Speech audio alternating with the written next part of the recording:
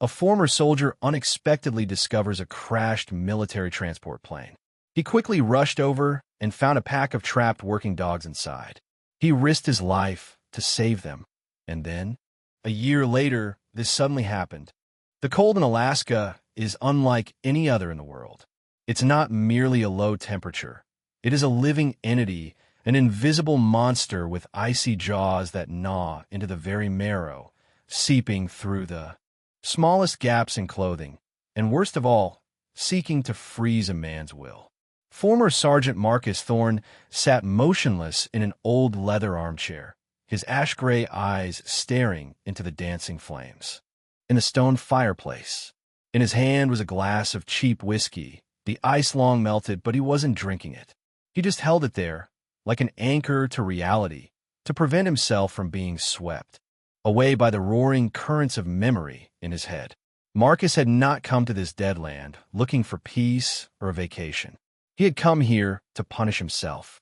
He chose this old observation post, called Polaris, a log cabin perched precariously on a cliff, a 3-day snowmobile ride from the nearest settlement, because the solitude here was absolute. No phone signal, no internet, and most importantly, no people. Outside, the blizzard had stretched into its 3rd day. The wind whistled through the wooden crevices like the wailing of 1,000 lost souls. For a normal person, that sound would be terrifying. But for Marcus, it was a familiar lullaby. It was like white noise, loud enough to drown out the gunfire, the screams, and the explosions of the IEDs improvised. Explosive devices that still regularly echoed in his dreams every time night fell. Too quiet, Marcus mumbled, his voice hoarse from days of not speaking. He set the whiskey glass down on the table, stood up, and walked toward the window. The thick glass was covered with a thin layer of ice from the outside. Marcus lifted his calloused hands, marked with small scars, and wiped a small patch to look out. The night outside was pitch black, with only streaks of white snow being whipped across by the wind, forming chaotic lines. The world out, there was a color of death. The clock on the wall read 2 a.m. He should have been in a restless sleep with his pistol under the pillow by now. But tonight, there was something in the air that made him uneasy. An invisible pressure weighed on his chest, similar to the feeling just before his convoy drove into an ambush in the Kandahar Valley years ago. The soldier's sixth sense, the one that kept him alive, while his comrades fell, was sounding alarm bells. And then it came. It wasn't a sound at first, but a tremor. The wooden floor beneath Marcus's feet vibrated slightly. Glasses on the kitchen shelf rattled. Next was a low, deep growl, like thunder rumbling from the earth, but far more regular and mechanical. Marcus squinted, trying to pierce through the blizzard. The roar grew louder by the second, tearing through the howling wind. It was the sound of a turboprop engine, a heavy-duty engine running on overload, sounding like a massive, dying beast. Too low, Marcus whispered, his muscles tensing all over his body. You're flying too low. Suddenly, the pitch-black night was torn open by a blinding flash of light. 2 bright streaks from powerful headlights swept across the treetops, illuminating Marcus's cabin for an instant before passing over. In that brief moment, Marcus recognized the painfully familiar silhouette. The bulging belly, the long wingspan, and 4 wildly spinning propellers. A C-130 Hercules, the legendary workhorse military transport aircraft. But something was wrong. Engine number 3 on the right wing was spewing thick black smoke and red flames. The massive aircraft was listing heavily to one side, sliding through the air like a wounded whale, struggling before sinking to the ocean floor. Pull up, damn it, Marcus yelled, slamming his hand against the window frame, as if the pilot could hear his words through the glass and the storm. But gravity and cruel fate did not release the Iron Bird. The C-130 glided over the valley, roaring in desperation, then slammed into the opposite mountainside, where sheer cliffs bristled with sharp ice chunks. Boom! The explosion was unlike anything Marcus had ever heard in this wilderness. It was sharp, concise, then erupted into a deafening shockwave. The glass in Marcus's window rattled violently, cracking with a long line. Immediately after, a colossal fireball erupted, painting the entire night sky crimson. The vibrant orange of the burning fuel contrasted violently with the cold white of the snow. The entire mountainside suddenly turned into day, a daylight of hell. The heat seemed to penetrate the valley, washing over Marcus's face even though he was behind glass. In that moment, time seemed to stop. Marcus stared at the sea, a fire engulfing the wreckage. He saw metal fragments explode like fireworks, ancient trees snapping like matchsticks. The deathly silence was shattered, and with it, the paralysis in Marcus's soul also broke. He didn't need to think. His brain, already programmed by 15 years of service in the Special Forces, automatically switched to combat mode. The nightmares disappeared. The pain disappeared. The loneliness disappeared. Only the mission remained. Can't let them die. Not tonight, he growled through gritted teeth. Marcus spun around, rushing toward the storage cabinet in the corner of the room. His movements were fast, neat, and terrifyingly precise. He grabbed his thick Arctic specialized parka, putting it on in just 3 seconds. Sheep-lined tactical. Gloves were slipped on. Next came the snow boots, fitted with iron cleats. Marcus opened the emergency weapons locker. He didn't take the sniper rifle. Instead, he tucked a large-caliber handgun into a holster on his hip, in case bears or wolves were attracted by the smell of blood. He snatched his specialized ice axe with a sharp carbon steel blade, hooking it onto his belt. Finally, he scavenged all the red chemical flares and a heavy-duty medical kit, stuffing them into his backpack. He knew that plane. He knew this route. This was the routine resupply transport line for the Northern Military Base, usually carrying food, medical equipment, and sometimes personnel rotations. But more importantly, a fleeting memory constricted his heart. The first Tuesday of a month. That was the schedule for the special transport flight. Please don't be that flight. God, please don't be that flight, Marcus muttered, a vague fear creeping into his heart. He lunged for the main door, shoving the heavy oak door open. The storm hit like a heavyweight boxer's punch. The wind lashed his face, carrying ice crystals as sharp as razors. The outside temperature must have been down to -30 degrees Celsius, not factoring in the wind chill. Marcus ignited the chemical flare in his hand. The bright red light tore through the blinding white night directly in front of him, creating an eerie halo. He ran headlong. From the cabin to the opposite mountainside was about 2 miles as the crow flies, but under these terrain conditions, it was a journey of death. Marcus had to descend into the valley, cross a frozen stream, but no one knew if the ice was thick enough, and then climb back up the blazing slope. His body sank into the snow up to his knees with every step.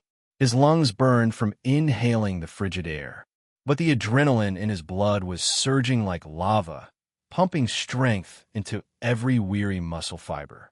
He slid down the first slope, using his cleated heels to brake. Dry branches lashed his face and shoulders painfully, but he felt nothing. His eyes were locked on the orange flames ahead, the beacon of destruction. When he reached the valley floor, the wind was even stronger, forming swirling snow tornadoes. Visibility dropped to just a few meters. Marcus had to rely on the memory of the terrain that he had memorized over the past year. To the left was the gorge. To the right was the dense pine forest. Go straight. Just go straight. Suddenly his foot slipped. The loose snow beneath concealed a deep hole. Marcus stumbled, rolling several times before hitting a snow-covered rock hard. The impact was so severe that it made him dizzy, tasting the metallic tang of blood in his mouth. He lay there for a few seconds, panting, looking up at the black, swirling sky. The cold began to creep in, inviting him to lie still, inviting him to give up. What can you do? You're just a crippled old soldier, the voice in his head whispered. You didn't save Evans. You can't save anyone. Shut up, Marcus screamed, his yell instantly snatched away by the wind. He pushed up with his hands, gritting his teeth as he stood up. The image of the burning plane flashed through his mind again. There were soldiers there, his brothers. He couldn't let them freeze and burn to death while he lay. Here, feeling sorry for himself, he ran again, this time faster, more frantically. As he began to climb the other slope, the smell of acrid burning began to assault his nostrils. It was the characteristic odor of JP-8 jet fuel, mixed with the smell of burning plastic, melting metal, and the stench of death. The closer he got, the more chaotic the sounds became. The crackling of fire, the popping of mechanical parts, and the whistling of the wind through the aircraft wreckage. And then, when Marcus passed the last rocky outcrop to get a full view of the accident scene, he froze. The -30-degree cold of Alaska had vanished, replaced by a searing wall of heat radiating from the dying metal monster. The snow around the wreckage didn't melt slowly, it instantly vaporized, forming thick, hot mist that mingled with the black smoke of diesel and burning plastic, creating a suffocating, toxic atmosphere. The scene before him was absolute chaos. The C-130 Hercules, the sky's great workhorse, was now just a pile of twisted scrap metal. The fuselage was torn in half like a soda can crushed by a giant hand. Flames greedily licked at the fragments, illuminating the exposed metal ribs against the night sky. But the sound was what tore at Marcus's heart. It wasn't the groan of colliding metal, but a symphony of pain and fear. Fierce barking, agonizing long howls, and a frantic scraping of claws against the bars of metal cages. It was the sound of warriors stripped of their weapons, locked in cages, and forced to watch death approach without being able to resist. "Don't be afraid. I'm coming," Marcus roared, his voice drowned out by the crackling of the fire. He slid down a slope covered with sharp fragments, his military boots crushing the snow blackened by soot. The pungent smell of JP-8 fuel assaulted his nose, so thick he could taste its bitterness on his tongue. His eyes stung from the smoke, but he dared not blink. He needed to pinpoint the location of life. The specialized transport crates, the super-durable aluminum alloy and steel cages for K9 working dogs, were scattered everywhere. Some had been flung far when the wing broke, lying exposed on the snow. Others were worse. They were still trapped inside the burning fuselage or crushed under scorching metal plates. Marcus lunged toward the nearest crate. It lay tilted beside a rock, the casing severely dented. Inside, a large dark shadow was thrashing frantically. It was a Belgian Malinois dog. It was large, powerfully muscled, and, at the moment, it was completely consumed by panic.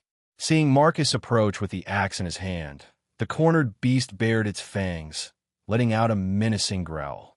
Its eyes were bloodshot, veined with the madness of desperation. "Calm down, buddy," Marcus said, but his hands didn't stop. He swung the ice axe high. Firelight reflected off the cold steel blade. Clang!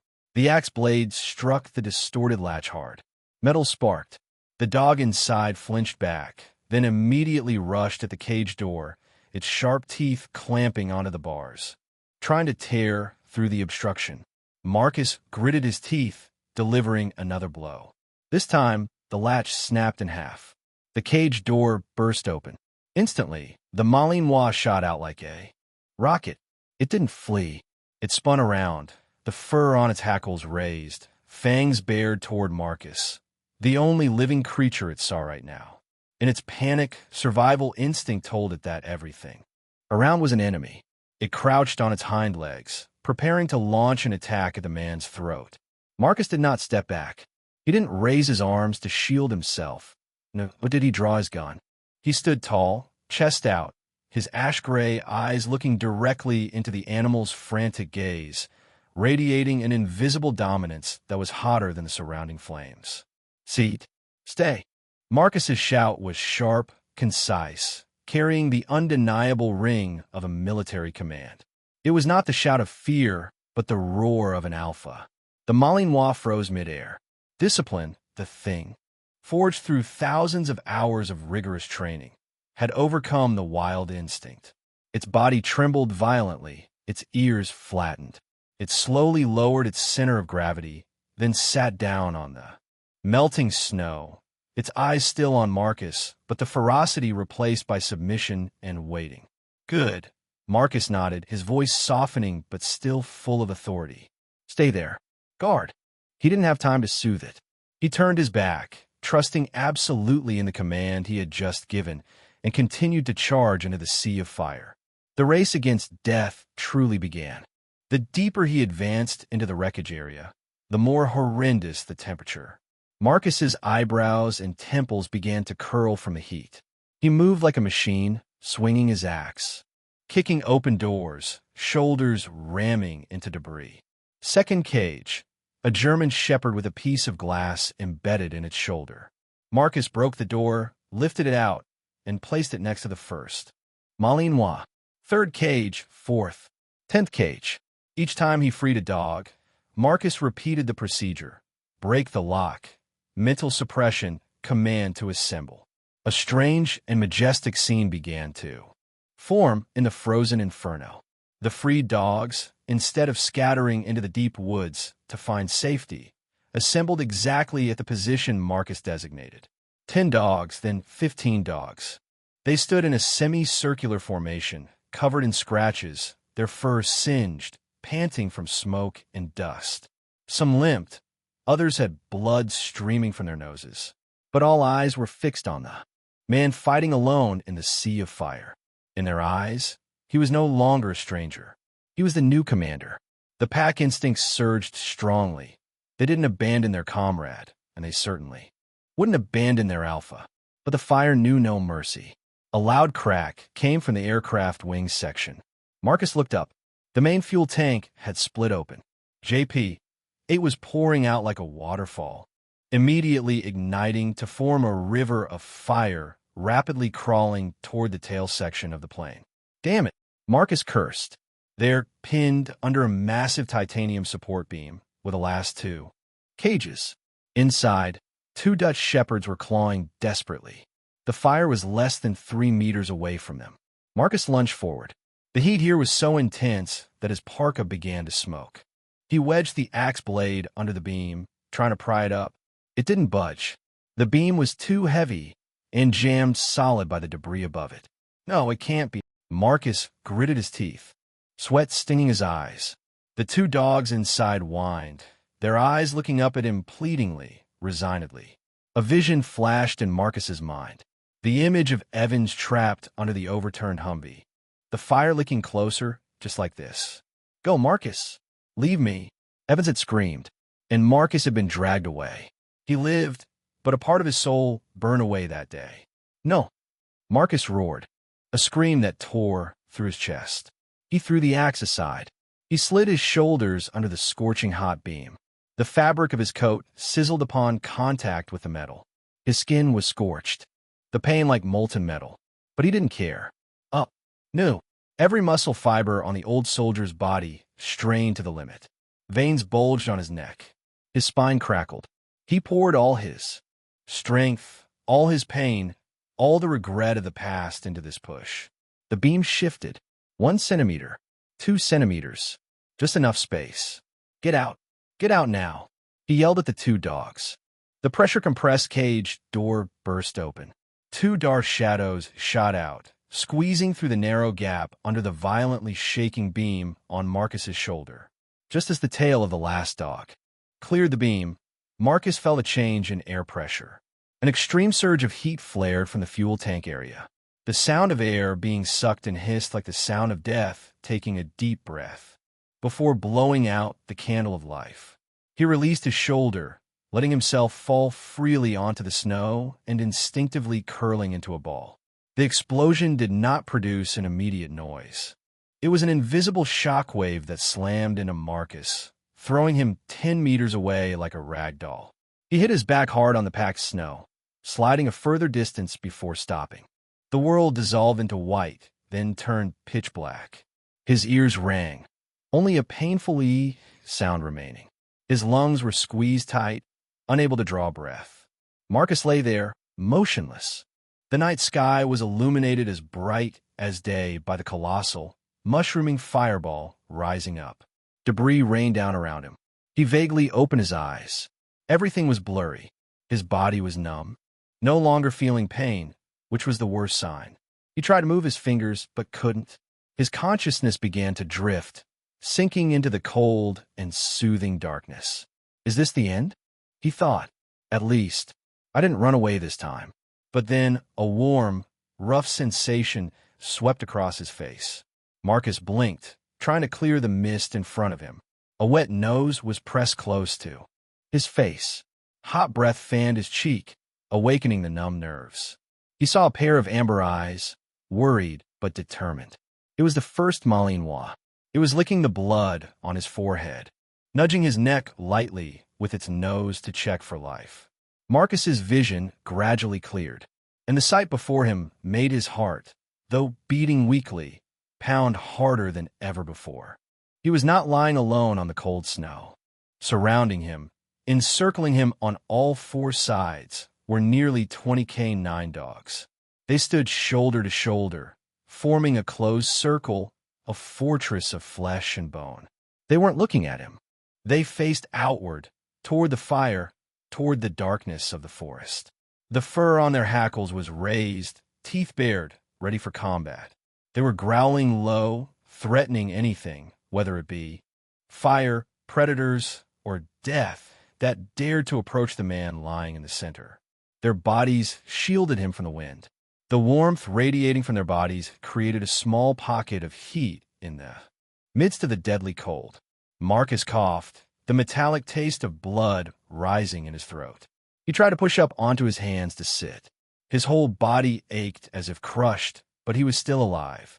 Seeing him move, the alpha Malinois barked softly. The circle widened slightly, but the formation did not break. Heads turned to look at him, tails wagging subtly. Marcus looked into their eyes. One by one, he saw the blood stain on the shepherd's muzzle, the burn on the Dutch shepherd's back, and he saw himself in them. "All right," Marcus whispered, his voice broken but full of emotion. He raised a trembling hand, placing it on the head of the nearest dog. "All right, boys, we're alive." That night, under the cruel light of the dying fire, a silent vow was established. No text, no words needed. Blood and fire had bound the destiny of the solitary soldier and this night squad together forever. Time in Alaska is not measured in hours or minutes, but by the thickness of the snow and the length of the black nights. A year had passed since that fateful night, which locals and a few military newspapers called the Night of Fire or the Polaris Miracle. To the outside world, the story of the lone veteran who rushed into the sea of fire to save 22 elite military dogs became a brief legend. They praised him, sent commendations, and a military delegation even came to offer him a medal. But Marcus refused it all. He closed his door, refused interviews, and returned to his isolation. The rescue team arrived 2 days after the accident. They took the dogs away, the four-legged warriors wrapped in white bandages, lying on stretchers, yet turning their heads back to look at their benefactor. Marcus had stood there, leaning against the doorframe, watching the helicopter disappear behind the mountain range. He thought that was the last time. He told himself he was just doing his duty, that they were military property, and he was just an old watchman. But he was wrong. Some bonds forged in red-hot fire are stronger than any steel. Tonight marked exactly 1 year since the crash. Marcus sat on the wooden balcony of the observation post. No whiskey, just a hot mug of black coffee. The sky tonight was unusually clear, the Milky Way stretching across the zenith like a shimmering scar of light. There was no storm. The usual stillness of Alaska brought a sense of peace, but tonight, that silence carried a strange heaviness. It was thick, tense, as if the air was compressed, waiting for an explosion. Marcus set the coffee mug down. His ear, the keen hearing of a veteran scout, picked up a sound. It wasn't the whistling of the wind. It wasn't the sound of branches breaking under the weight of snow. It was a crunching sound, the sound of hundreds of padded footsteps moving over the frozen snow. Rhythmic, synchronized, not haphazard like a pack of hunting wolves, but disciplined like a marching unit. And breathing, heavy, hurried, yet determined breaths from powerful lungs. Marcus slowly stood up. Instinct told him to grab his gun, but his heart was beating a different rhythm, a rhythm of anticipation and hope. He dared not acknowledge. He picked up the pre-prepared pine oil torch, lighting it. The flame burst up, crackling, emitting a warm orange-yellow light that dispelled the darkness surrounding the log cabin. Marcus stepped closer to the railing, raising the torch high, shining it down onto the wide, snowy yard below. And then he froze. The coffee mug on the railing table was accidentally knocked, falling to the ground and shattering, but he didn't even notice. Below, on the white snow reflecting the faint moonlight, was a legion of shadows. Not one or two. 15, 17, perhaps 20 dogs.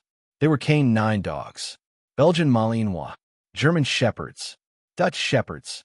They stood there, utterly silent, lined up in 3 neat rows, as if in the most formal military parade. Not a single bark, not a chaotic wag of the tail. Marcus squinted, trying to believe what he was seeing. They looked different from a year ago. They were leaner, their muscles taut from long journeys.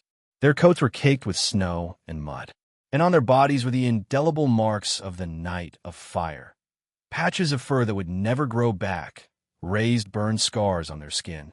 One shepherd standing awkwardly on 3 legs. But their eyes, the amber eyes glowing under the torchlight, held no savagery or hunger. They held recognition, respect, and a love so fiercely loyal. It was heartbreaking. How is this possible? Marcus whispered, his voice fracturing in the cold wind. According to the news he had received after the crash, this K9 unit had been disbanded due to post-accident psychological trauma. They were sent to a rehabilitation and retirement facility over 800 miles away, near the Canadian border. 800 miles. How did they do it? How did they escape the compound? How did they cross security fences, traverse frozen rivers, forests teeming with bears and wolves, overcome hunger and cold to find this exact coordinate? The answer was right before his eyes. They weren't guided by maps or GPS. They were guided by the memory of the sin of the man who had carried them out of hell. They were guided by gratitude, the only language that needs no words. A movement in the front row interrupted Marcus's thoughts. A large dog stepped forward, separating from the formation. It was the first Belgian Malinois, the dog he had first freed from the cage, the one that had intended to attack him, but then submitted to him absolutely. On its right flank, a long burn scar ran down to its hind leg, the eternal mark of the hot beam from a year ago. It walked slowly, regally like an old general. It stopped right beneath the balcony, gazing up at Marcus with deep, soulful eyes. It wasn't wagging its tail begging for food. It was performing a ritual. The Malinois slowly sat down, chest puffed out. It took a deep breath, expanded its scarred chest, and tilted its head back toward the star-filled sky. A howl rang out. It wasn't the mournful howl of a wolf calling its pack. This was a deep, resonating, and powerful sound. It began low like a cello, then soared high, echoing between the cliffs. As soon as the alpha's first note ended, the remaining 19 dogs collectively tilted their heads back. A symphony began. All of them joined in. The howls intertwined, forming a colossal pillar of sound that pierced the night. It was the song of the survivors. It was the oath of warriors who had walked through death. It was the most solemn, most sacred salute to their alpha. The sound shook the wooden floor beneath Marcus's feet. It wormed its way into his chest, shattering the wall of ice he had meticulously built around his heart all these years. Hot tears streamed from Marcus's eyes, rolling down his rough cheeks, freezing before they could fall. He didn't wipe them away. He stood there, still clutching the torch, his whole body trembling violently. He had thought the world abandoned him. He had thought he was a cripple, a phantom of the past. But tonight, before him, was the most vivid proof of the value of his life. He was not useless. He was their hero. When the last howl dissolved into the void, silence returned, but it was no longer heavy. It was the stillness of complete understanding. Marcus stuck the torch into the holder on the balcony. He didn't need weapons. He didn't need caution. He walked down the wooden stairs, one step at a time, the crunch of his boots on the snow. As he reached the ground, the Alpha Malinois approached. It didn't jump up. It gently walked forward, nudging its large head, wet with snow and dew, into his hanging hand. The warmth from its body transferred to him, spreading through his limbs. Then, one by one, the phantom army broke ranks. They surrounded him. Wet noses nudged his legs, thick fur rubbed against him. They crowded together just to touch the man who had saved their lives. A shepherd with a torn ear gently licked the tears on his face. Marcus collapsed onto the snow. He wrapped his arms around the neck of the Alpha Malinois, burying his face in its musky coat smelling of the forest. "You boys," Marcus sobbed, the voice he had suppressed for so long breaking. "You're fools. Fools." He laughed, a crooked smile through his tears. He laughed at the wonderful foolishness of loyalty. He laughed because he knew that, from this moment on, he would never, ever have to face the Alaskan winter alone again. The torch on the balcony continued to burn brightly, but it couldn't compare to the fire blazing in the old veteran's heart. The night squad had returned. They had traveled 1,000 miles not to find shelter, but to find home. And their home was where he was. In the coldest night on Earth, the camaraderie between a man and his pack warmed an entire sky.